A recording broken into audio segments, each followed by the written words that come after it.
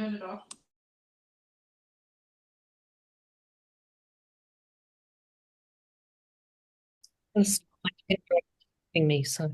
Welcome everyone to Labor Academy on dealing with the Greens.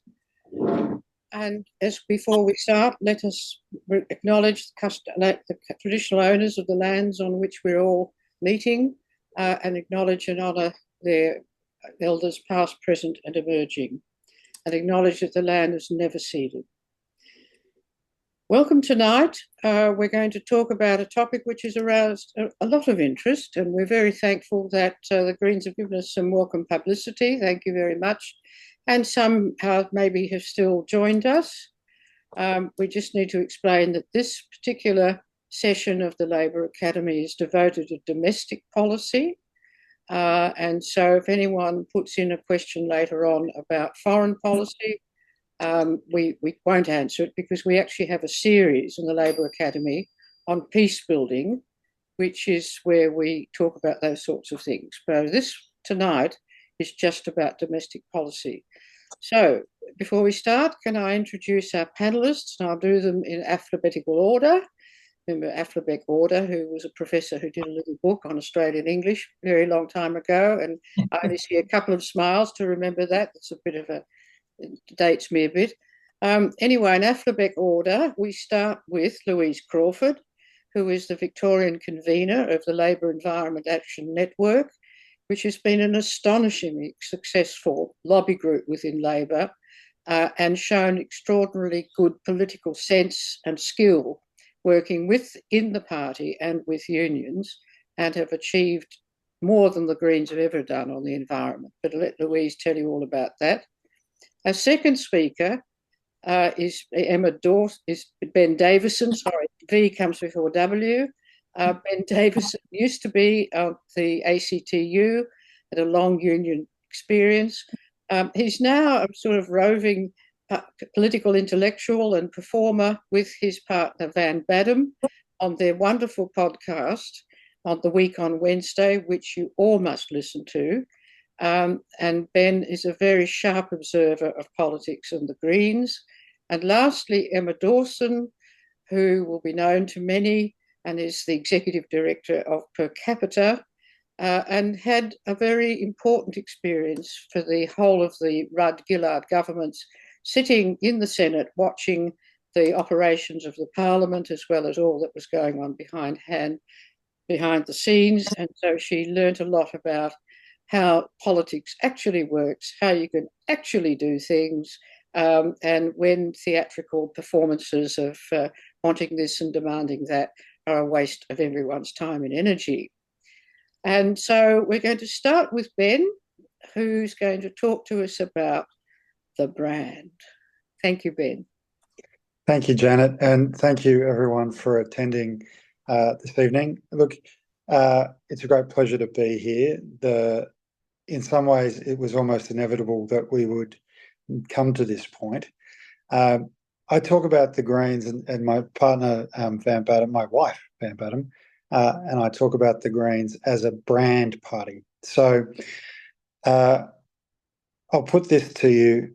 If you were at a polling booth and someone was wearing a Liberal Party T-shirt, you wouldn't go over and try and convince them to vote Labor. Someone's wearing a Greens Party T-shirt, I've seen Labor Party people go and try and convince them to vote Labor. Now, by the time someone's wearing the brand across their chest, that's probably too late to convince them. I'm happy to be proven wrong, but so far I've never seen it. No one's ever proven me wrong about this. But because they are a brand party, it means there are very few individuals within the party who tend to stand out, which is possibly one of the reasons why Max Chandler Mather stands out so much.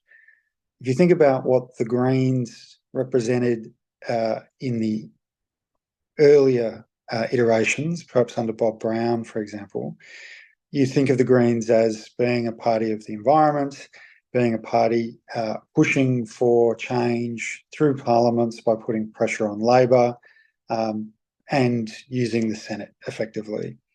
That brand is still present in some people's minds, but the Greens of today are not the Greens of Bob Brown. And brand values that Bob Brown created for the Greens are not the values that many of the current crop of Greens, particularly some of their more, shall we say, agitated advocates online, actually adhere to. So you start to hear about the stories of misconduct. You start to hear about their demands that are unconstitutional, their refusal to meet with or ask to meet with Labor prime ministers or premiers, whatever the case might be. And really, they're taking the green brand beyond the environment and trying to occupy a place of dissatisfaction.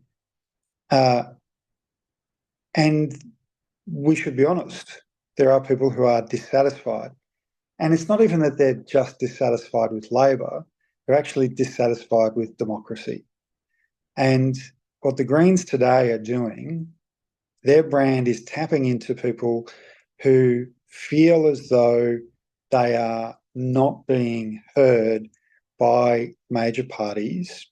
And not only that they're not being heard, but that they should, because they either occupy a space where they believe they have greater intellectual capacity than others, or because they believe that their ideas are better than others, that they should be able to dictate terms to a majoritarian representative government. Now, of course, that is, in any other time in human history, feudalism. And the green brand really represents that very well. So you've got young people who feel left behind, left out, who feel as though they're not meeting their parents' level of life accomplishment. And you've got older voters as well who feel that perhaps more things should be done to fix some of the problems that we all know are there and that governments are trying to fix. But most people don't understand how government works. And Emma's obviously absolutely expert in this, as is Louise. But most people aren't. Most people don't know how government works. And so it's quite easy to appeal to the aggrieved nature of people and to then come together around that brand that is the Greens. So what we always say is that when you're fighting the Greens at whatever level, local level, because their NIMBYism refuses to allow people to have affordable housing, at a state level because their duplicitousness makes it very hard for Labor to actually deliver on life-changing improvements for people, or at a federal level where their disdain for democracy means that they continuously suggest unconstitutional ideas to solve very complex problems because of the nature of our constitution and our federation. Whatever level it's at, it's actually important to remember that most people don't know who their Green candidate is. They're voting for the brand. So when we're campaigning against them, it's actually important to remember that you've got to damage the brand. The Greens aren't what they were. The Greens have delved into strange areas. We know housing is a problem, but the Greens consistently vote against housing improvements to housing policy. Now, there's no point having that conversation with someone who's wearing the brand, and I think Louise will talk about how to actually have conversations with people who maybe are thinking about voting Green or maybe thinking about voting Labor. I guess what I'm here to say is it's really important that the Green brand is not allowed to become something more than it is. And there's lots of things going for the Greens in their direction. Funnily enough, one of those things is not actual votes. There's never been a time in Australian political history where the Green primary vote at a Commonwealth level has been half of let alone more than half of, the primary vote of Labor. That remains true to this day. So that brand of Bob Brown, those values are disappearing. Those voters are starting to question whether the party that they once supported is still the same party. And the new voters who are coming in are actually more disenfranchised, disengaged, and latching on to sort of broad values statements. So you've got to damage what the connection between that brand and those value statements. So really, I'm sort of happy to take questions, but that's sort of the main thing, I guess. And to keep having conversations with people, because the temptation is to go, oh, they vote Green, I won't talk to them again. But unless they're wearing the green T-shirt, unless they're flying the sort of green flag, so to speak, you can have rational conversations with people you know. But remember, once someone's moved beyond rationality, rationality can't bring them back to rationalism. You actually have to invoke emotion, and you have to make them feel that an association with that brand is bad for them personally. Nobody wants to be associated with a political party that has in the past protected sexual offenders within its ranks. Nobody wants to be associated with a political party who is constantly proposing anti-constitutional positions, whose elected representatives behave more like feudal lords than like they're actually there to represent a majoritarian position. And you can point to lots of examples where that behaviour has occurred. You don't need to point to individual people because, as I say, most people who vote Green have no idea who their candidate is.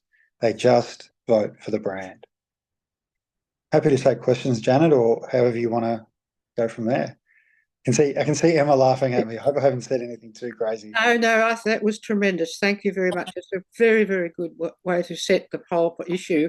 We've got a few questions come in, but I think we might just now move directly to Louise and then open up for questions after that. Oh, hang on. What do you think, Michael? Do you think that's yeah, okay. We think it'd be better to do the questions after. It's a bit difficult because we're doing it from text. So, Louise, will you fire off, please, about the environment and lean and the big stuff that's going today? Oh, Tanya's let us down. Yeah, so thanks, Ben. I think your insight's a little sharper than mine. I guess what I'd like to talk about is some of you may know that about LEAN, which is the Labor Environment Action Network, and some of you may not. But I wanted to share about, obviously, being an environment network, our focus is environment, and how we actually work constructively with a solutions focus to get actual outcomes for the environment. And I wanted to talk about how we work, compare it to the Greens, and then talk about how in seats like mine, where I live in Macnamara, it is a challenge between the Greens and Labor and Liberal three-way. But how do you talk to those soft, as Ben said, not wearing the T-shirt branded Greens members again? And there has been research that it is a fine line to tread, because we know that a lot of soft voters don't necessarily like Labor attacking the Greens. So we need to do it in a kind of, I think, a way that we point to what we're actually doing and we're getting stuff done, as opposed to just talking about it. So getting back to LEAN, it's the Labor Environment Action Network, and we've had many iterations, but about a decade ago, we came back in a form, and we have chapters across the country, and I work both in the Victorian level and at the national executive. And the difference is that we work within the Labor Party to bring the majority with us. And we don't just say stop things. We come to the table with practical, implementable environmental policy that takes into account workers and how you bring communities with you. And it's just not about stopping things, because especially at this time in our history, biodiversity and climate, we are looking to change how fundamentally we have operated for a very long time using fossil fuels and extraction from the earth. So we are doing a reset of the entire economy, and it is not a simple, easy process or something that can be done within 2.5 years after forming government after a decade. But to listen to the Greens, you would think that Labor is doing nothing, which for me is very disheartening. So I'm going to highlight a few achievements in a moment for you.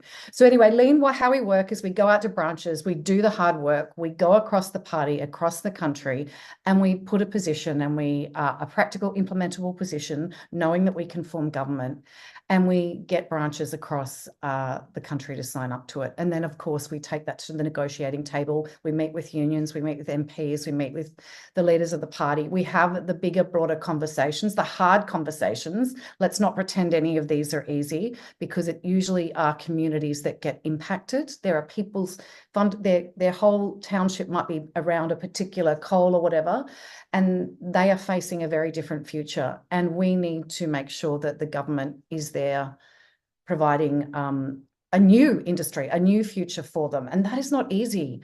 And those are the hard kind of conversations that we've had to have along the way and continue to have.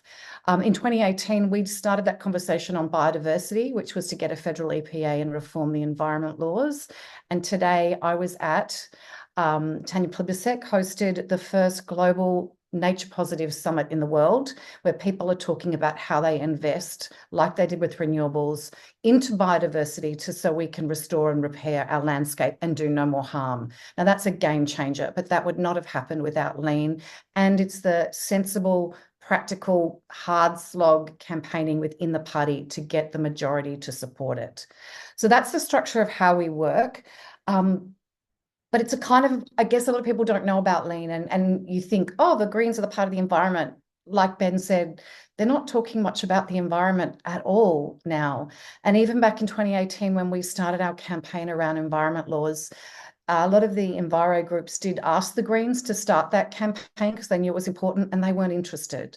So it's been a long time since the Greens party were very focused on environment. And I think part of the reason is that Labor's actually getting on and doing it. And I think that's where we as Labor people need to focus. We can say, yep, no one wants a new coal mine, no one wants an extension. That's the reality. But the reality is we have got so much to go, and Labor is getting on and doing the hard yards, the shifting the economy, the putting the renewables into the system, getting EVs into a infrastructure in so we can change it. So I think we need to come back and we need to point, like in Victoria, there's so many good news stories in Victoria. Andrews and now Allen Labor government has basically changed the game on climate and supported communities in Latrobe Valley in the process of doing it. They're not, I mean, they do spruik it, but not like you think from the Greens, you think they've never done anything. And yet slowly and quietly and doing the hard yards, Labor is shifting, how energy and how the environment works in Victoria. And they're starting to do that at a federal level. So I do think that part of the key, and I'm not saying I am the purveyor of all messaging, but when you're talking to people, you can say, there's a lot to do. Of course there is, but did you know Labor's doing this? I think we need to stand up and be proud of what we're actually doing, but making them wrong because they share, a lot of the Green voters share values with the Labor voters, soft Labor voters, and we need to kind of have a conversation as opposed to what the Greens do, demonise, make Labor wrong. I think that's not a path to go down for those soft voters. And I do want to say, I have got some great Green colleagues that I've worked with on council, so it is possible. No one is all one thing. But I guess I'm really interested, and I'd be really interested for people in the chat, how you think about effective conversations. But I do think it's actually about standing up and going, you know what, Labor's doing so much. Yeah, a slogan's great, but we're doing the action. We're doing what needs to be done. Words are great, but it's not going to get us to where we need to go. So I might leave that there, and happy, like Ben said, to take many questions.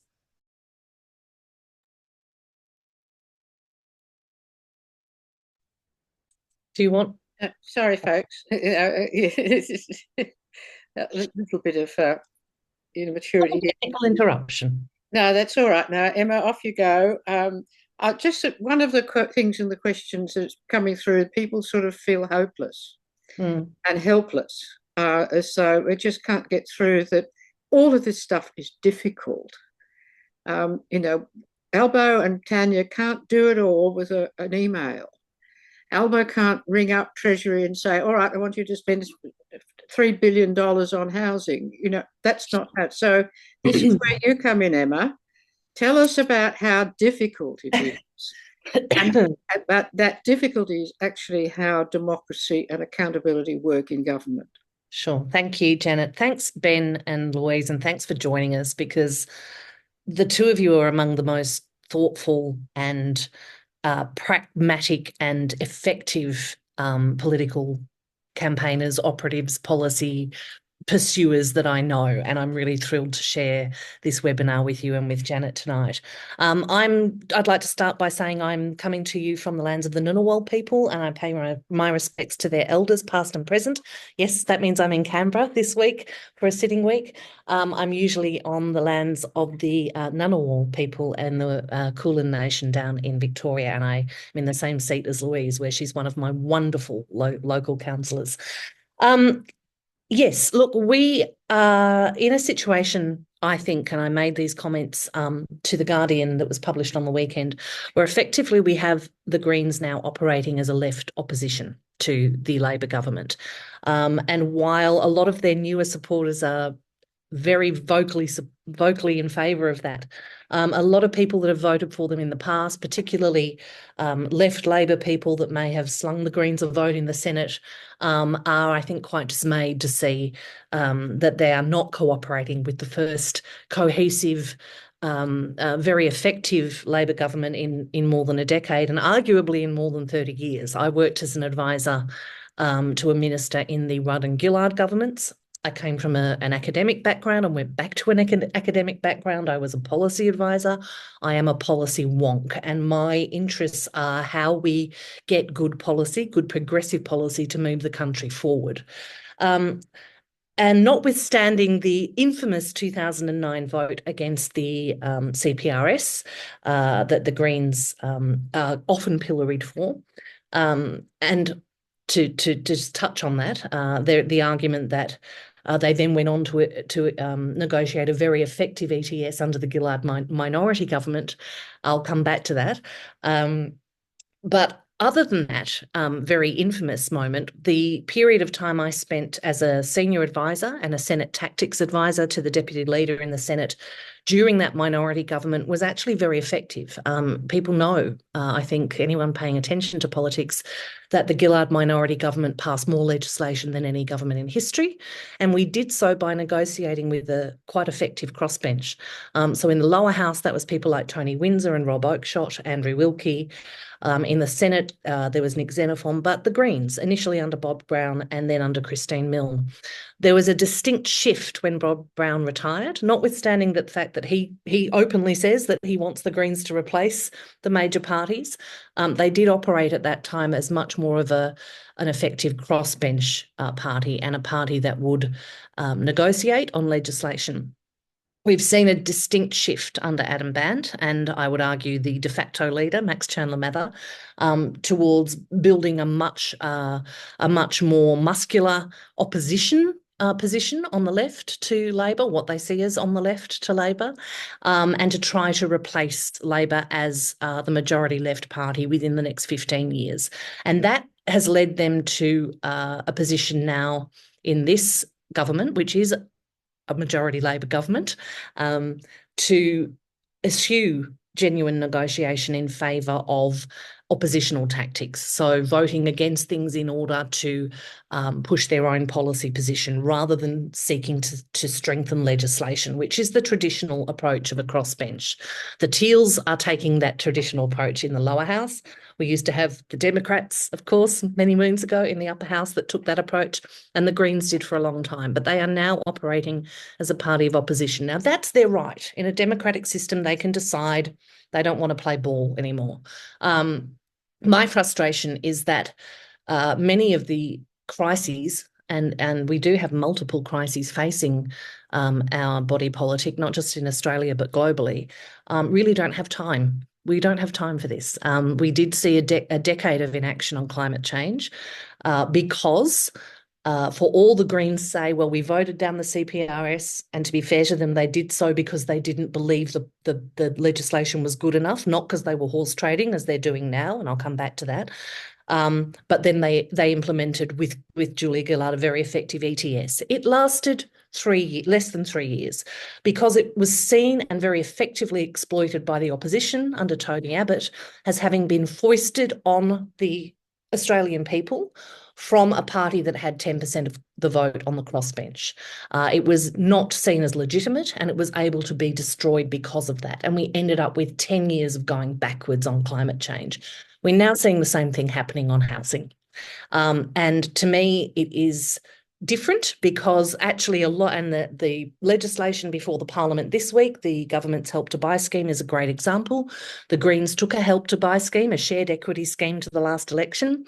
They've decided to oppose this bill, and they're contorting themselves now with reasons why they oppose the bill itself, because actually they don't have a problem with shared equity. They have a problem with Labor fixing housing because it has been identified by the Greens machine in Queensland as the issue by which they will build a constituency. So to keep young people and renting people, particularly middle-class young people that have grown up expecting, as Ben said, a fairly comfortable standard of living, and found that due to many of the economic failures of the last 30 to 40 years, which is an issue I do agree with the Greens upon, that they are not able to achieve that.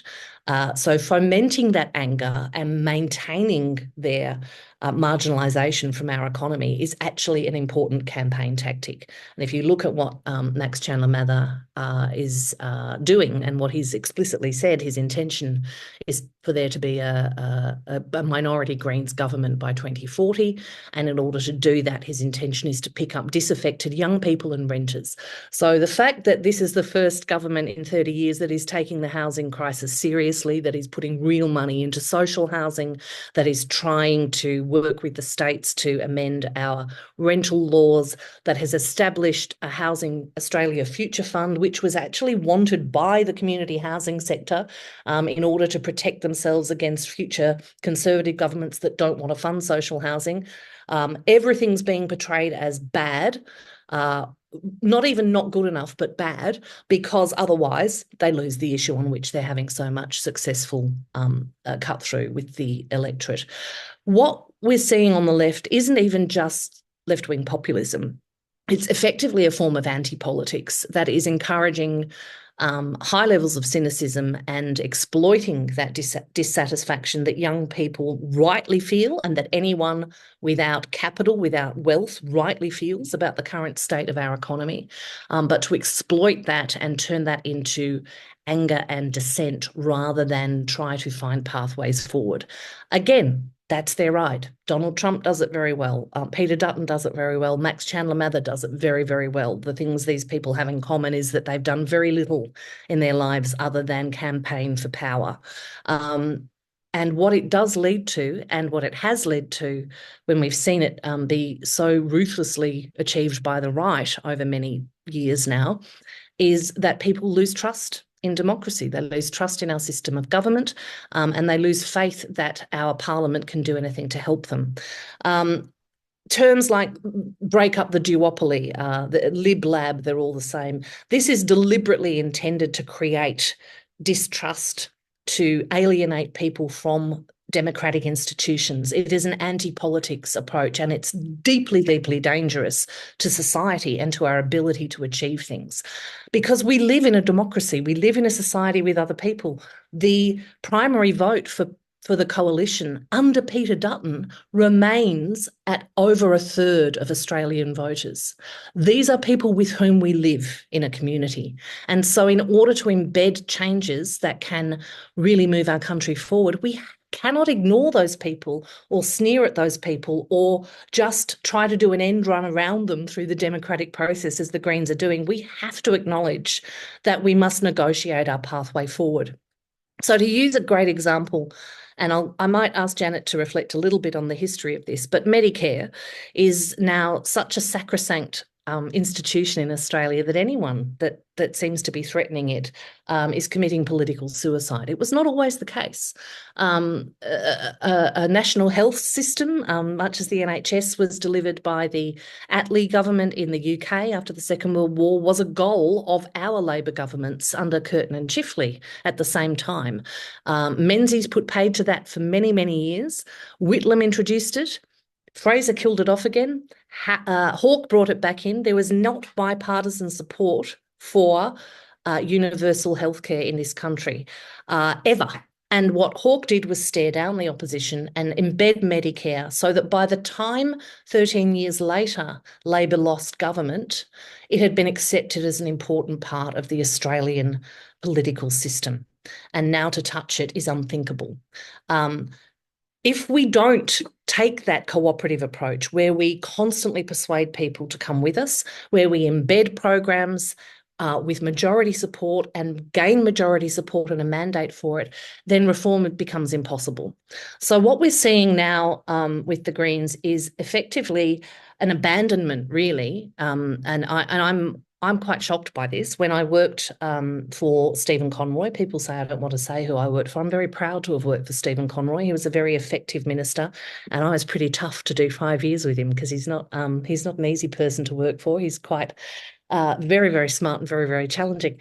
But when I did that job, the Greens worked with us in good faith on a number of very important reforms. And they're no longer doing that. They are setting out to not only undermine the attempts of a government that has, and let's be clear here, lifted wages for award wage workers across the economy, deliberately funded wage increases for aged care and early childhood educators, changed industrial relations laws to give gig economy workers and casual workers the right to apply for secure, well-paid jobs, outlawed different rates of pay through labour hire companies, has invested more in social and community housing and more on housing affordability than any government in 35 years, that has done more on the environment than any government in at least a quarter of a century, that has reversed the folly of John Howard and then the Gillard government to penalise single mothers by reducing their income support, has, whatever the cries about needing more, lifted income support and reduced the burdens and barriers to people seeking welfare, although there is much more to do in that space. They have done a lot and they want to do a lot more, but they're unable to because they have a rank populist on their right with Peter Dutton and an anti-politics movement on the left that has been convinced that Labor is a neoliberal party that does not care about people. That's explicitly wrong. What Labor has to do is recognise that they are wanting to govern for everyone. They are wanting to form a majority government and they want to represent those people that even those 34% of people that still give their first preference vote to Peter Dutton, they're worried about them too. And so my concern is it's none of my business how the Greens choose to operate and how they choose to engage in the electorate, but it is my business to point out when they are blocking good policy and when they are making things more difficult. And so I'm aware I've been talking for longer than others, but to use the final example, a piece of legislation that's before the Parliament this week, either Max Chandler-Mather and with Adam Bandt's blessing, he's either deeply ignorant or deliberately misleading the Australian public. He set out to call for rent freezes, which were constitutionally impossible and actually pragmatically very damaging. He's softened the language on that a bit, although he still uses it in certain contexts because it appeals to a constituency that he's built. He's now telling outright lies about the impact and the effect of the Help to Buy scheme. So he was on Melbourne radio this morning with Raph Epstein, alleging that an early childhood worker on a full-time early childhood education and care wage who was able to access the government's Help to Buy scheme wouldn't be able to afford a property in Brisbane, Melbourne or Sydney, and if they did so, would be paying up to 60% of their income on mortgage repayments, and that would put them in mortgage stress. All of these things are false. The fact is that he's using the median house price, which is the 50% mark of all houses purchased in a year, including by very wealthy people. First home buyers, which is where this policy is targeted, buy in the bottom 20% of value properties. And so while Max is using figures of they'd need to spend $750,000 to get this scheme, no, they'd probably need to take out a loan of about $350,000 because $30,000 is being taken on by the government. At the same time, he's suggesting early childhood education and care workers would be in mortgage stress if they did so. Again, not so. If they're taking on that kind of first home buyer's loan, and their income is, as he quoted, $67,500, they're not in the bottom 40% of income earners. They're just in the middle quintile, the middle 60%. And actually, definitions of housing stress, and I'm a policy and analytics nerd, so I know this. You're only in housing stress if you pay over 40% of your income. If you pay over 30% of your disposable income on housing costs, if you're in the bottom 2 quintiles of income, the bottom 40%. The idea that someone, for example, who earns $300,000 a year and pays $110,000 on their mortgage costs on a mansion is in housing stress is nonsense. So actually, my calculations, unlike Max's, which say, well, that early childhood education and care worker or aged care worker would be paying up to 60% of their income on their mortgage repayments, it's more like 36. Now, technically, if you're in the bottom income quintiles, that puts you in mortgage stress, but 67,500 is in the middle, and ideally, your wages catch up over time. When I took on my first mortgage, I paid well in excess of 40% of my income on my 1-bedroom, very, very small apartment, which is what most people do. So this is a policy by which we can help people that wouldn't have any capital behind them, don't have parents to help them, have paid rent probably for 15 or 20 years, but can't save a deposit at the same time as they're paying rent, but are good, reliable tenants to get into the housing market. There is nothing wrong with this policy. It's a good policy. It's not going to fix the housing crisis. It's a part of a puzzle. And so to oppose it with the rhetoric that we're hearing is really about maintaining a problem long enough to campaign on it. And a lot of the rhetoric that the Greens are now using, a lot of the information that they're putting out to their supporters about how policy is done, about what's achievable under the Constitution, which jurisdiction's responsible for which, whether or not you can, they often move bills in the Senate that call upon, for example, the government to spend money. That's unconstitutional. Money bills can only be moved in the lower house. Only the government of the day can have control over the budget. You cannot set policies that would restrict a future government from controlling the budget. All of these things are unconstitutional. They know this. These are stunts. And so what they're doing is appealing to people that feel absolutely correctly that they have been left behind by neoliberal economics, that they have been, that they do not have the opportunities that their parents had to build a good life just off their own work, but they're doing that by misrepresenting what can be achieved and encouraging grievance and anger. And that then often comes out in the behaviour of a lot of their newer and younger supporters who are rightly angry at the situation they find themselves in, and express that in extremely aggressive terms towards other people. But also, it amuses me that the Greens have suddenly discovered the housing crisis, because those of us in the social justice and social equality policy space have been aware that for low-income earners, for people on welfare, for single mothers, for older women who have divorced or fled family violence, for 10 to 15% of the population, there has been a housing crisis for the better part of 35 years. It's only because we have the young people that are very educated, very progressive, good people in their hearts and want good things for the country, but are really pissed off that they haven't somehow achieved the heights that their parents have and can't buy a 3-bedroom house in Brunswick at the age of 31, that somehow that means that Labor has let them down, or that that there is no mainstream party that cares about them. These are global forces. These are complex issues, and we need a mature parliament and a mature conversation about how we can recreate a society that has strong levels of social mobility. And I see the only pathway for Labor to do that, if we are in minority government next term, will be with the support of the Teals rather than the Greens. And I find that incredibly sad, given how effectively Labor was able to work with the Greens at times in the past. Emma, thank you.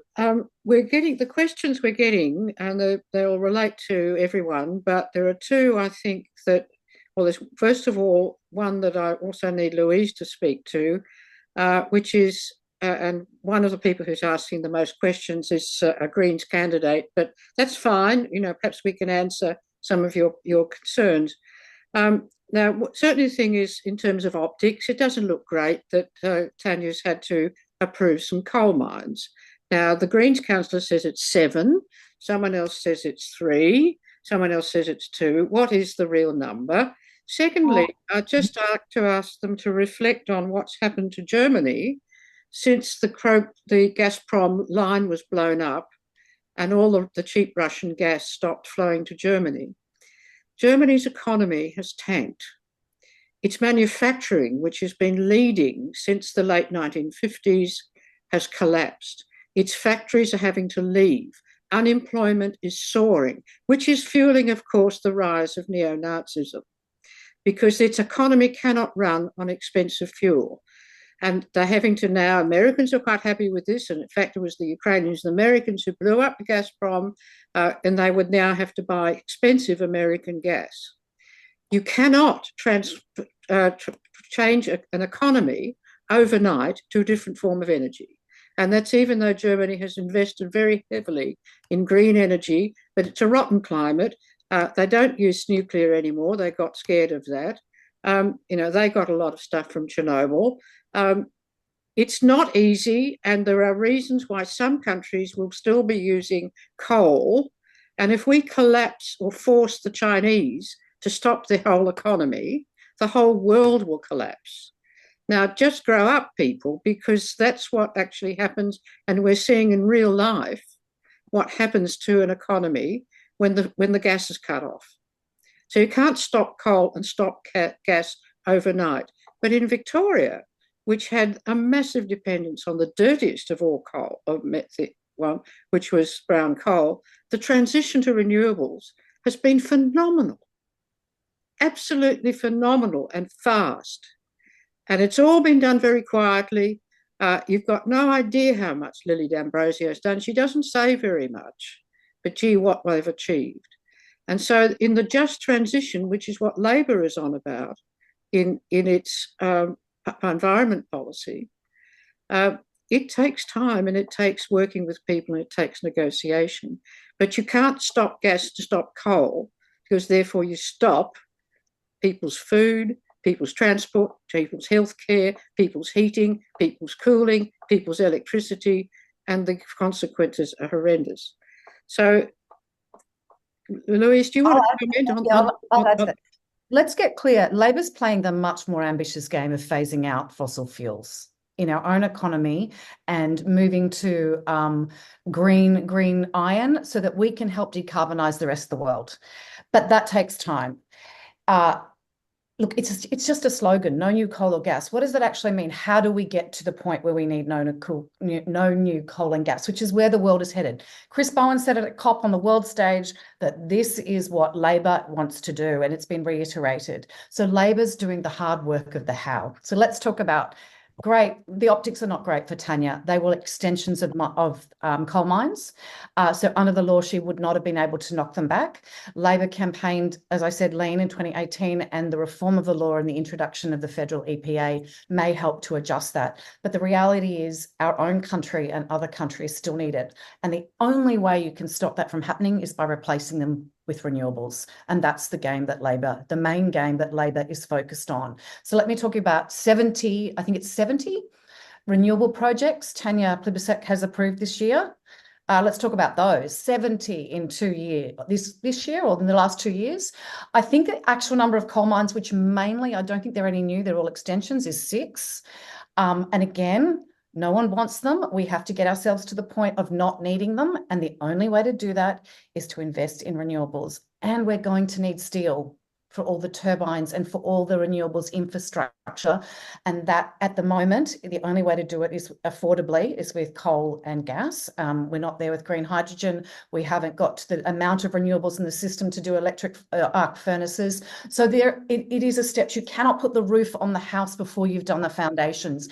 And like renewables have increased 25% since the Labor government came to power and federally. The EVs have gone to 9% from 2%. These are like the big step forward. But again, like I want to say it's actually fantasy. It's just a slogan. The slogan of no new coal and gas. Nobody wants it.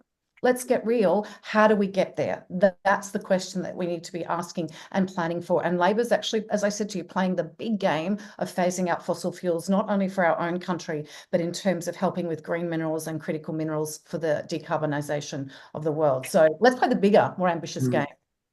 Can I add to that? Is that all right if I add to that too? Yes, please. You know, I've met a lot of people who work in mining through my time at the ACTU and working with the various mining unions that affiliate to the ACTU. And I can tell you that the people who work in coal and gas, they didn't grow up as little kids wishing to work in a coal mine or on a gas platform. Okay, that's not why people work in those industries.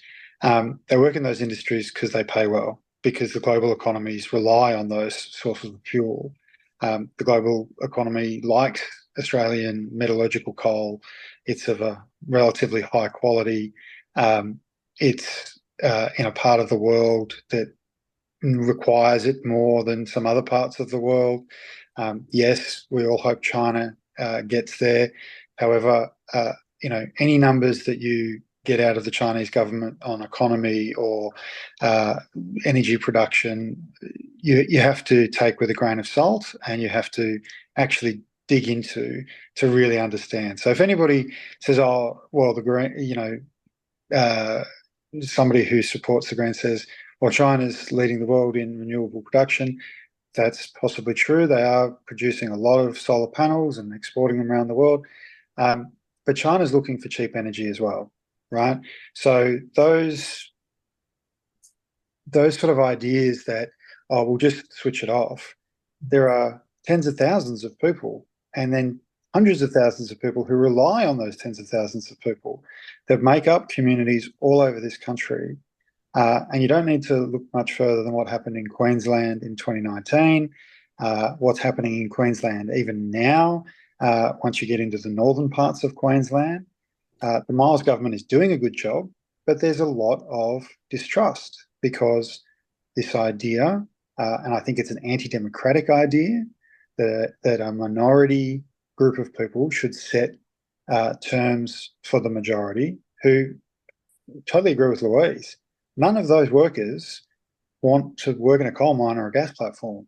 Those are dangerous jobs. Those are dirty jobs. Those are jobs where they are away from their family. But those are the jobs that keep the Australian economy at the moment flourishing. And we do need to make that transition, and we need to bring those people with us. Because imagine, they're not going to go and vote Green. They're going to go and vote for Dutton or someone even worse than Dutton. And then what does that do to a transition to renewable energy? Completely throws it out the window, because he'll keep coal mines open forever. We've seen it over the last 10 years, exactly what that does, right? Nothing. It sends us backwards. You're absolutely right. And I think, you know, slogans and no coal and gas, no new coal and gas, it's a lovely ideal. And this is the challenge, is for many of us, many progressive people, many social democrats, many Labor voters, many Labor left people, the ultimate goal is very similar to what the Greens want. But we recognise that we're not starting with a white piece of paper. We're starting from where we are today, and we have to grapple with reality. And we also have to be concerned about the whole of the economy and aren't just trying to appeal to the 10%, 12% of our base, and another 8 to 9 that we might be able to get from left-leaning disillusioned Labor voters. And so it's a much more challenging, complex and responsible approach to these issues. I think what's critical here is to remember that on both sides now, we have this retreat from good policy making, from active engagement with the community, from listening, from persuading, from bringing, as Ben said, bringing people with us, to easy sloganeering in the pursuit of votes. And the question is, what happens when the dog catches the ambulance? What happens? Because they don't actually have any policies that will work. One of the things that I find really interesting is the comparison between Australia and the UK, where I'm from originally, and Rachel Reeves, the new Labor Chancellor in the UK, got a lot of heat from the Corbynist left over there for ruling out a wealth tax or a taxing the billionaires. That's an argument that has been imported to the UK and to Australia, as are many of the Greens policies from the US. So if we just tax the billionaires, we could pay for all this. If we just wiped student debt, everything would be fine. These are American issues that are being imported here because we now have a very globalized online generation of people that know more about Bernie Sanders than they know about Adam Bandt. And so student debt just isn't the issue in Australia that it is in America. And in America, there are something like 750 billionaires. Jeff Bezos, Mark Zuckerberg, all are headquartered in the US. If you actually imposed a significant tax regime on them, you could probably change the world. We don't have anything like that number of billionaires in Australia. And the ones that we do tend to have made their money out of fossil fuels. And so we have the existing tax structure to address that. But just saying tax the billionaires and you can suddenly pay for everybody's dental care is shallow populism and nonsense. And so we really need to look at, what are they actually trying to do here? They're trying not to fix things, not to take the very complex and difficult steps that are required, not just to change course in our economy, but to overcome 30 or 40 years of global propaganda about trickle-down economics and neoliberal approaches to the free market. It ain't a free market anymore. To try to pretend that we can go back to the way things were in the 50s. We can't, we can't do that. We have an open economy. And so really it's incumbent on us, I think, to not say where you want to get to is wrong, right? Where you want to get to is probably fantastic, but you're not going to get there. In fact, you're going to make it harder for us to get there if you continue to offer up pie-in-the-sky solutions that can't work, that are just aimed at getting you more votes. This country badly needs tax reform. It badly needs a significant rethink of our economic structures to give more support to people that are trying to build a life and less support to people who are trying to build more wealth. And that conversation, as it was in the 80s and early 90s, needs to be had with the whole of the community. If there's a group of very noisy, let's be honest, quite privileged, middle-class young white men saying, we're going to tell you what to do from the crossbench, even though only just over 1 in 10 people vote for us, then we will end up with another decade of Conservative government that sends us backwards. And so, to me, it's grossly irresponsible. Thank you, Emma. You said you wanted to say something about the rent freeze. Oh, yes. There was a question about how is a rent freeze not constitutionally possible? Does the Constitution talk about renters? And this is an example of how the messaging from the Greens reduces the complexity of issues so that people ask effectively gotcha questions, or questions that are I don't want to be insulting, but it's a pretty ignorant question. Yes, the Constitution talks about renters. It talks about prices. Rent is a price. Rent is a price you pay for a roof over your head. And prices are the purview of the states.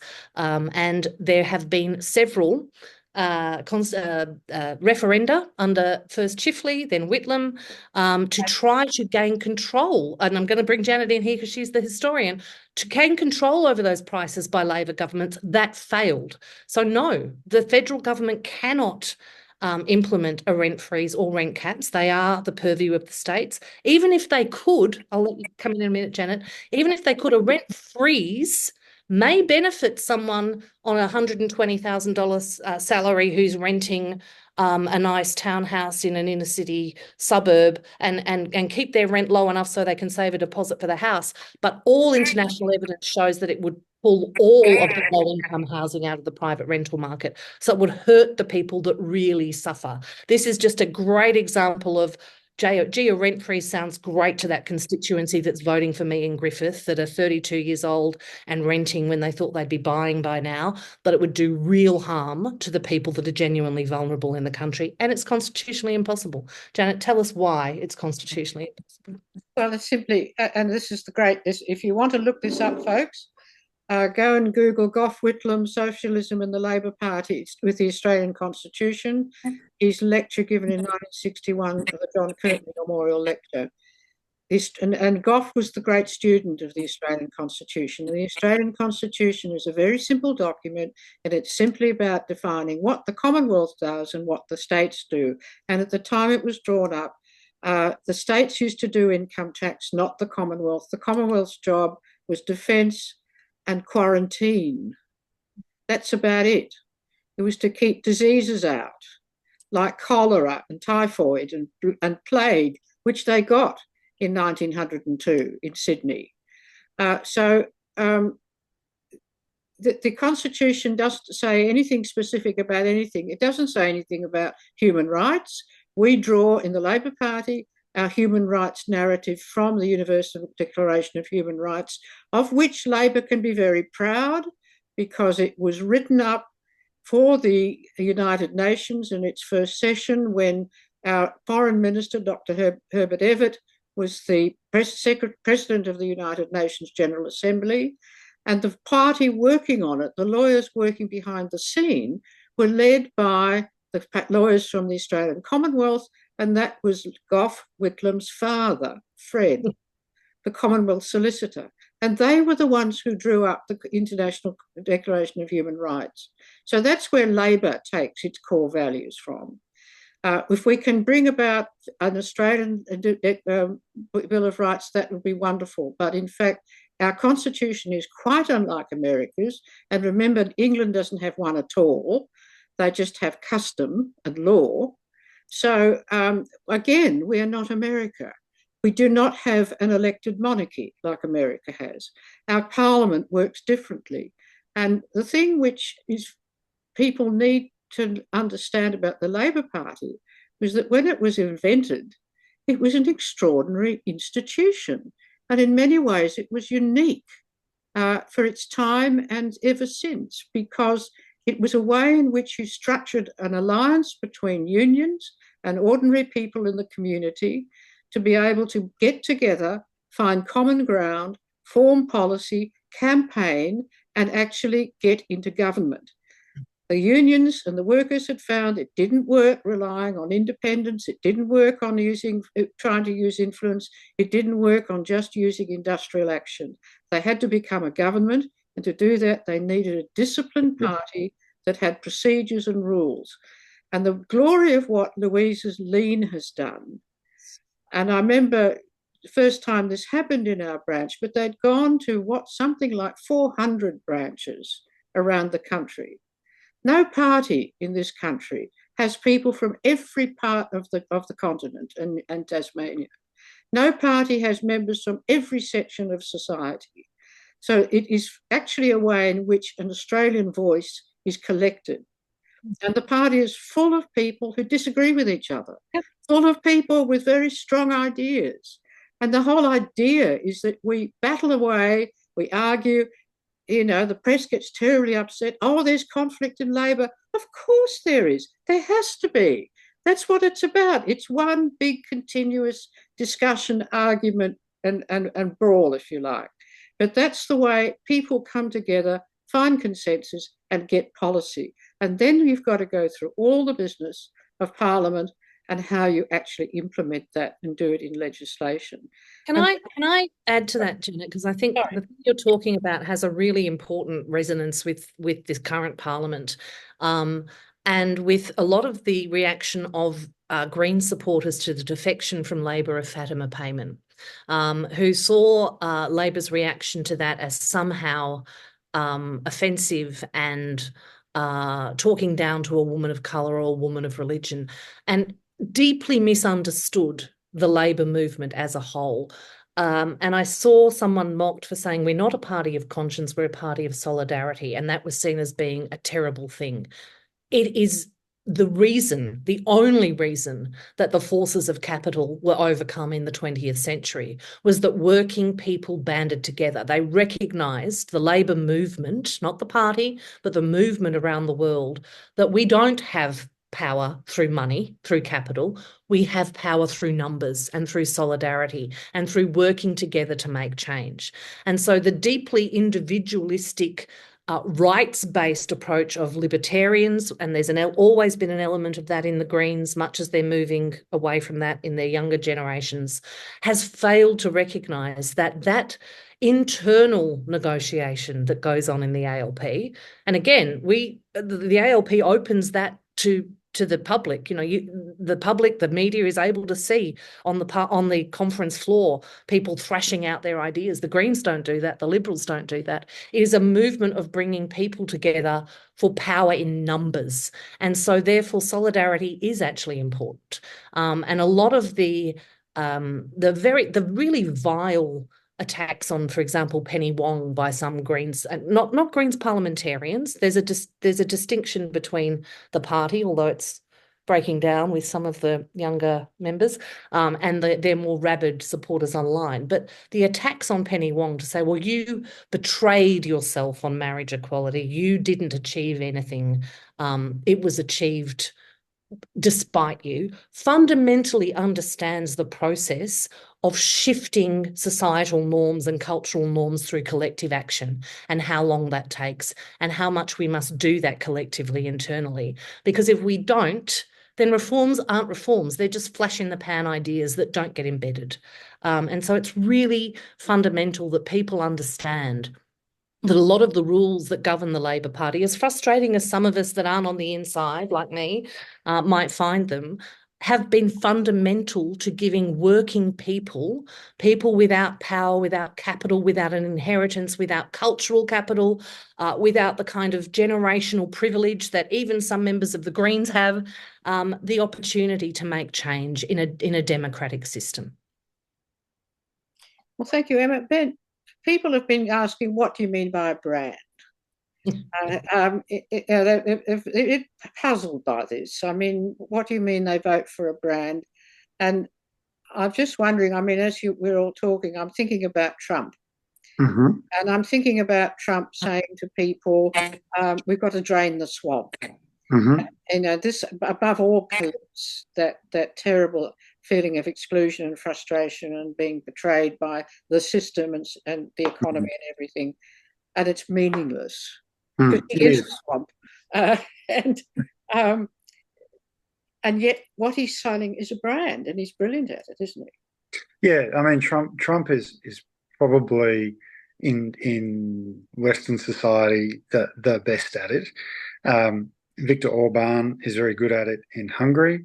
Putin has established his own form of brand in Russia. And, I've seen some of the comments that say, Max Chandler Mather is recognisable. He's developing his own brand. And this is one of the things that I think is important to remember about the Greens, is that they do lack solidarity. They lack solidarity with each other as much as they lack solidarity with the 85% plus that don't vote for them. So their brand is actually about a promise they can't deliver.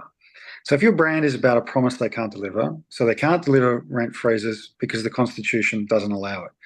Not only does the Constitution not allow it, good luck negotiating that with every state and territory. Because I can tell you from the experience of trying to negotiate education reforms with every state and territory, that's not an easy thing to get done, right? So they're promising something that can't be delivered. What happens when the brand or the Greens political party promises to do something and it can't do it, is that people will become disillusioned with them. It's one of the things that I think Labor has learned not to do, which is to say Labor will do X, Y, and Z without a roadmap to actually achieving those things. Because disillusionment means people go off and form something else. Lydia Thorpe left the Greens, because she was disillusioned with the promise that she believes she had been made, that Adam Bandt said, no, that's sort of not what we had promised to do. And then, of course, the Greens end up in a very fractured position on something like The Voice. So the Greens brand on The Voice was almost nowhere. They did a very good job of shutting down the Greens Association with a controversial referendum, a referendum that had some chance of losing, and in the end, as we all know, it did, in fact, lose. So when I say it's a brand, I mean people buy Nike shoes because they want a Nike shoe, right? The comfort of a Nike shoe versus an ASICS shoe is not $300 worth of difference, but people pay that brand. In a way, it's almost a post-materialist kind of politics that says the values of this party, regardless of whether those values are ever put into policy practice or not, regardless of whether that eventuates, I associate with. And that's what brands do all the time in the commercial world. So effectively, they've adopted very successful capitalist brand strategies and they apply them. And they go, housing is an issue where there's a vacuum, or there was a vacuum. Labor's trying to do things around housing, but it's very complex. Nobody understands what they're really talking about. If we come up with some slogans around this, if we associate ourselves with this as a critical issue, then people will relate to us. It will attract more people to the Greens brand. And then once they're in the Greens brand, we can kind of blame Labor for not delivering on what we said was needed, and we can then shift to the next thing. And hopefully their affiliation to the Greens, the triangle, the whole kind of the logo, the colours, these are all brand characteristics. People's association with that means they'll follow us from environment to housing, from housing to whatever the next thing will be. And we won't have to actually ever deliver because we're never going to have the numbers to deliver, but we can blame big bad Labor, who people already feel a bit disillusioned with because they live in the world of real politics, whereas we get to live in, or the Greens get to live in, the world of essentially corporate marketing. Now, I know a lot of Greens supporters will hate that, and I'm sure if they heard me say that, they'd go, how dare you, we're anti-corporate, da-da-da-da. I'd say, well, one of your senators owns a winery, and I'm pretty sure he's very familiar with corporate branding. Another one of your senators said, before Labor's gig economy reforms actually gave gig workers, options for secure employment and wages, said that childcare, in-home care, all these things should be Uberized. His words, not mine. These are not a bunch of people with a cohesive idea of solidarity. These are individualists who have a view that they should be in charge, and they know they can't do it by themselves. So they settle for the next best thing, which is associating themselves with a brand that will give them some access to power, even if it's only blocking power, because at least then they're near power, they can demand things, and some of those things that they've demanded, they do end up getting, right? We know that they can use those positions to get concessions from Labor because we are trying to govern. We are trying to govern. Usually things that Labor wants to do, though, right? Yeah. But that if they went out and said, this is our you know, this is what we're going to do, then they'd be torn apart by the right. So I'll concede it to the Greens and get it through. I mean, these are the realpolitik implications of life. And I think to add to what you're saying, Ben, the brand allows people that are, and let's be clear here, the vast majority of Greens voters are good people who care about the environment, who care about other people, who care about social justice, who are passionate about a better world, but are at some remove from how the sausages are made. And so what the Greens brand gives them, as the Trump brand and the right-wing brand gives angry right-wing, primarily disaffected men something to hang their anger on, what the Greens brand does is give people something to hang their passion on and something to make them feel better about themselves. I'm voting for the best possible version of the world. And that's completely understandable. And I think many of my friends do that. I probably did it in my 20s. I know my late husband, when I met him, voted Green in the Senate for that reason.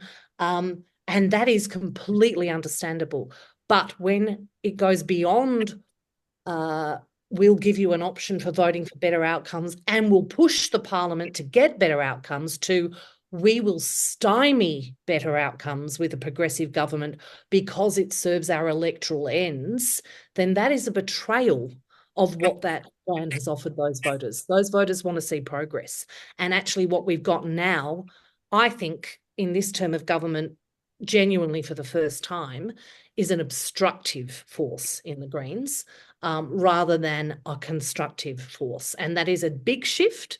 There are a lot of people that will go, great, you know, I want to blow up the system and I think I will vote for something I know is not going to be achieved in my lifetime. Usually people that do that have the privilege of not being terribly affected by it on a material basis, so they can wait for the revolution. But a lot of people vote Green because they want them to push Labor further, to be a counter to that Murdoch right wing. And those voters are being betrayed now because the Greens are behaving as Dutton is behaving in many, many critical areas.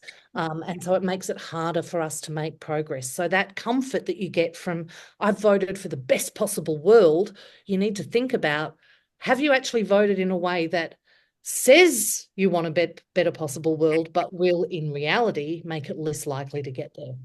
And I think, to build on your point, Emma, I think, you know, we talk about the Greens as a left-wing opposition, and I think you're absolutely right that that's the position they're trying to occupy.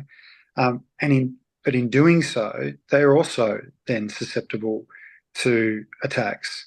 And, you know, if you look in Victoria, you've got the Victorian Socialists, you've got the Legalised Cannabis Party, you've got people who will take paint off the Greens, as many of their supporters who, as you say, want the best possible version of the world, start to become disillusioned by the ideas being put forward that are unconstitutional, that can't be delivered without the support of every state and territory, that in fact would throw hundreds of thousands of people into unemployment. Or, as was mentioned before, I think Emma and Louise, I think you've both mentioned it, or they vote against things that are in their own platform, you know, and I'm sure there are Labor people on this call who've seen Labor do that in the past and gone, what are you doing? We resolved this. So it is, you know, I think while it is a critical time for Labor, it's also a critical time for the Greens as to what kind of influence they really will have over at the macro level. At a local level, you know, as you say, there are lots of people at that local level who go, well, you know, this is the best possible version of the world and it's really local to me and maybe I do know that person, so I'll throw them a vote. But when we get up to that macro level, you know, again, less than half the primary vote of Labor. And that's at a point where Labor's primary, quite sadly, is at its lowest ever. So we just should keep that in mind. Could I just say that Emma's got to leave us in a minute because she's got to say goodnight to Iris, who's in Melbourne and she's in Canberra. So first of all, to thank you on behalf of everyone. It's been splendid. And we'll do a post-mortem. but there have been some other questions which I think are important. We've got a question from people in Griffith who I've been sort of communicating with a bit, and they are running. They're fighting the fight on the front line against our friend Campbell Mather, Chandler Mather. It's Mather, not Martha. I'm sure. Martha, really? No, it's Mather, Chandler Mather. Yes, that's a very, very. Anyway, look, she says, this is Sarah. Thank you, Sarah. And I've suggested them they need a sort of a therapy group to help them to get through this next election in Griffith. But said we've been doing a heap of research on post-materialist voters, but there's a new category yet to be researched. These are the young people raised by post-materialist parents, but face the life of a material voter who's worried about basic needs. And that really sums up Chandler Mather in a sentence. Well, that's it. I mean, this is... She wants to talk as well, but yes, Emma, you have a go first. No, it's a global phenomenon that certainly in the post-war years, the post-Second World War years in the West, Labor, social democratic governments invested massively in programs that promoted social mobility. So whether that was enabling home ownership, tertiary education, school completion, school completion was a huge achievement of the Hawke government, going on to tertiary education, building middle-class jobs through new industries, through institutions like universities and so on. And so their parents, you'll often see young creatives on social media go, if I hear one more person talk about how they walked into a newsroom at the age of 15 and said, I want to be a copy boy, and ended up getting a Pulitzer Prize, they'll throw up, because now you need a postgraduate degree and you're still not going to get there. So there's a lot of anger amongst younger people that saw their parents move out of quite restricted working class lives into a comfortable middle class life, raised them with the same expectations, and then have seen those pathways and that social mobility shut down by 30 years of neoliberal economics. And they're right to be angry about that. They are post-materialist in the way they've been raised, but they're facing the kinds of challenges that they're renting into their 30s, and they've only ever had a job on a short-term contract without sick leave or holiday leave. They don't feel they can have children confidently because A, they're not financially secure, and B, they don't know if there'll be a planet for them to live in, and they're very, very angry, and they're right to be angry. What they're experiencing is a regression to the conditions of their grandparents in many, many ways. And that is a failure of social democracy, yes, to stand up against neoliberalism, and it's a failure of our protection of social mobility. But the answer to that is not to blow the system up and go back to a kind of planned economy where everything's built by the state and distributed to you. It's to return to the kind of post-war social democratic approach that builds in those opportunities and those pathways to social mobility that were only ever achieved in this country or in any other Western country by social democratic governments. After the Second World War, the world rejected fascism and it rejected communism, and it recognised that the way forward was a kind of social democratic. We accept that there's a market, not an extreme capitalist market, but a market that should be designed and regulated in the benefit of people, and that should be coupled with a very active welfare state and an interventionist government that drives industry policy and regulation. That's what Labor parties and social democratic parties have done. And guess what they're trying to do federally, Em? Exactly. Exactly that. That's actually what they're laying the foundations for in so many ways. Just have to put that one in there. Oh, go, Lou. That's exactly right. No, well, look, Emma, Iris calls, so you want to come back to us afterwards? We're still No, I'm okay. I'm okay. All right. Okay. Thank you very much indeed. Very, very appreciative. And we've had some lovely comments online, so people have enjoyed this. Now, Louise, I've got a question to you from someone in New South Wales who, first of all, was Lean able to secure an end to native forest logging in New South Wales? And I'd love to hear more about how I can get involved in Lean. Thank you, says Luke. Luke, my email is louise@lean.net.au. Email me and we can have a conversation. no, we're not there yet on the native forest logging. This is the long game. It's like, this is the complex. How do we bring the majority with you? How do we ensure at the Global Summit how we can invest in forest accus or offsets to help for plantations, for workers, for communities to transition? We're not there yet. But there's a whole lot of work that is so complicated to explain happening both in the New South Wales government and the federal government, looking at what does a sustainable 21st century timber industry look like. That work is ongoing, but we're not there yet. This is the long game. Now, so in the end, do we come back to how do we sort of, in a sense, educate the electorate about how politics works? How do we give people hope? Because that's another thing that's coming through the questions, is the bleakness of the future. I mean, it's particularly bleak at the moment.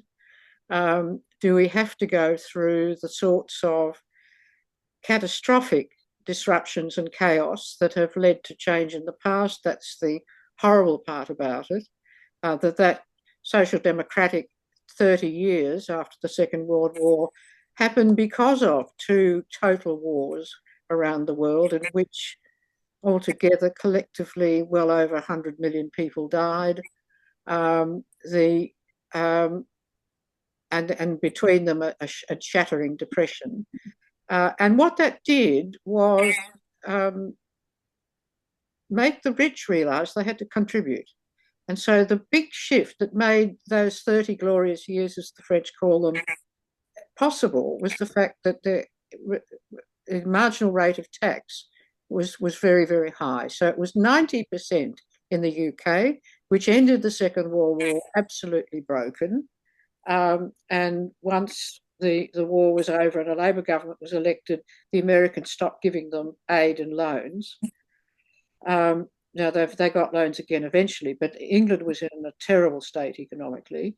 And the rest of the world was able to rebuild because of this new acceptance of the necessity for the rich to contribute. In America, the marginal tax rate was 80%. And that ended with, it started to come down in the 60s and late 60s, 70s. The big change is Reagan, the tax revolt, the refusal of people any longer to pay for undesirables like Black people to get any opportunity and equality. And so it's that tax revolt which unleashed what a scholar called Peter Turchin calls a wealth pump. And that wealth pump didn't go and build lots of fantastic new industries, didn't go and build new work or develop the third world. It went into assets and it went into high finance. And then that wealth pump was fueled again by the GFC and all the money that was put in by the government to save the banks. All of that went into assets and into property. And that's the cause of the rise in property prices. We're now at a stage where the value of property is absolutely prohibitive. And the reason that housing is so difficult to solve is that the land is unaffordable. And that goes right through the economy. That inflated value of property affects everything in industry, every business, everything you buy. There's a premium you're paying for the rentiers who are living off the investments in property. And so the market can't solve the housing crisis unless we have a catastrophic depression like the 30s, where values collapse, and that will just ruin everyone. So we can't go there. The things about the old story of the far left wanting to create chaos and creative destruction. The thing is about people who have these sorts of ideas, that the only thing they've got to lose from this is their own arguments. They don't have to lose their lives. They don't have to lose their homes. They don't have to lose their children. They just lose their arguments. And look back, so I used to be so radical when I was young. I helped blow up the world. I think the whole essence of Labor is that we do things with other people. This is a collective movement where we are connected to others. And I'd sort of like each of you to just talk briefly to finish about what Labor means to you and why it is, in my view, a quite wonderful institution. And that if we hadn't had the Labor Party invented, we'd have ended up like Argentina, a country which was rich in natural resources, but is so socially fractured and structurally corrupt, and which real wealth was never redistributed because it didn't have a strong union movement, which wasn't attached to an effective and democratic political party, ended up in fascism and is now in a state of absolute shocking state. So we could be in Argentina. We were equally wealthy with Argentina in 1900. We've gone two separate directions. And the thing which has made all the difference and what has made Australia different has been the Labor Party. Canada couldn't sustain one, only New Zealand. And it's only in these two dominions that the ideals of British democracy developed by the biggest working class movement of the 19th century, the Chartist movement, were realised. And that makes Australia quite different from everywhere else. So, Louise, why are you Labor? I think of something profound after that little historical note. There is something about working together to create good outcomes, not for yourself, but for the broader community, that I probably can't pinpoint what it means in an emotional sense, but that's why I'm there. And with other people who are not there for their own benefit, so whatever their particular issue is. And I love that it's a broad church. I can't care about everything. So I have my focus here. Em, you have yours, Janet, Ben, and there's this big group of people that passionate and drive that long-term difficult change, real policy that can be implemented, that, I don't know, maybe it lights up my world, and because it's the way that things last. I want to get stuff done. Thank you, Louise. Ben. Yeah, thanks, Janet. Thanks, Louise. Can I just say what a great discussion as well. Really pleased to have been part of it, and thank you, Emma and Janet, for asking me to join. Labor for me means solidarity. At the end of the day, you're going to win some arguments, you're going to lose some arguments, and if history teaches us anything, if you want to be progressive, if you want to make change, you're going to lose more often than you win. And you've got to get up and you've got to go again. And that's where solidarity helps you get up off the mat. Because if you try and do everything by yourself, if you think you can promise the world with, 1 in 10 or 1 in 8 voters and deliver on that, you're actually possibly fooling yourself, but you're actually deliberately trying to deceive other people. Labor for me is, it's solidarity. It's real, it's tangible, it's progress. It's the difference between opening new schools and hospitals and closing schools and hospitals. It's the difference between having a plan to transition into renewables and simply digging as much coal out of the ground and selling it for as high a price as we possibly can. It is a movement of people, for people, by people, who would otherwise not have a vehicle to push back against those who wish to be aristocrats, whether they are billionaires or temporarily embarrassed millionaires. It is the vehicle by which working class people can make real change. And that's why I'm a passionate union member. That's why I'm a passionate Labor Party member, even though I don't always win and even though they don't always do what I want them to do. I will continue to pay those fees because that's absolutely crucial to making the working class stronger and more powerful in this country and the world. Thank you, Ben. And finally, Emma. I'm Labor because it's the only movement that's ever made any real change in the benefit of the majority of people around the world. If you look at the history of civilization, whether that be Western civilization, whether it be Middle Eastern any civilization, when real change occurs in the benefit of the majority of people, it occurs when working people get together and they exercise their power collectively. I was not a political creature. I came to work in politics as an academic with a policy background.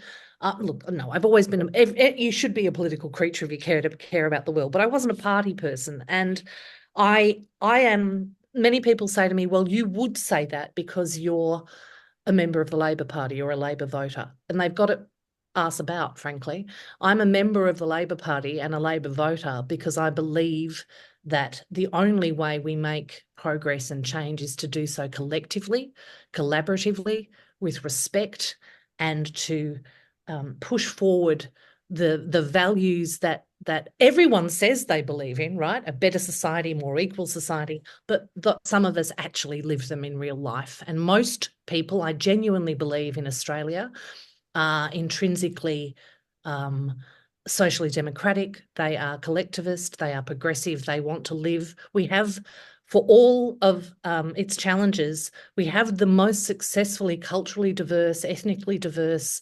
economically diverse Western developed nation on earth. And that has been achieved because we have had the world's leading and most effective Labor Party over the last 150 or so years. And for all its faults and all its frustrations, coming from a working class background, first in family to finish school, let alone go to uni, was an aged care worker in my 20s. You know, I don't come from a highly privileged background other than my race. And it's the party that provides opportunity, and that still, for all its faults and for all it's been buffeted by the era of neoliberalism, maintains not just a light on the hill, but a pathway to get there. And the how we get there is absolutely fundamentally important. Thank you, Emma. Farewell, comrades. Thank you for this. Sorry? Oh, sorry. No, I'm on. Sorry. Michael, I wasn't on. I apologise. You are. Oh, Louise, do you want to say? Oh, sorry. No, it was Louise did speak. Yeah, she did. She was first. Do let us know. I mean, I think we need to do a few things like this before the election. Maybe taking some particular areas of policy that we could go through and show what Labor has done. I mean, we get the stuff from the MPs in Canberra who are very good. We'll get it from the state office, but it's nothing like doing it this way as well. This will be filmed and is going to be available to go out to branch meetings, which is part of the idea of the Labor Academy. And I'm delighted with your wonderful panel. You've just done exactly what we hoped you'd do, and you've done it far better than I hoped you'd do. And we've had some very nice comments from the floor. So I'm going to jump in, Janet, to thank you and your efforts with Labor Academy and the people around you, but I know it's primarily you. It's a genuine grassroots initiative. It brings people together and it's so sorely needed. These are the conversations that change hearts and minds and that make a movement welcoming and worth being part of. So congratulations and thank you for your efforts as well. Well, thank you. And solidarity to all. Have a good night's sleep. Thank you.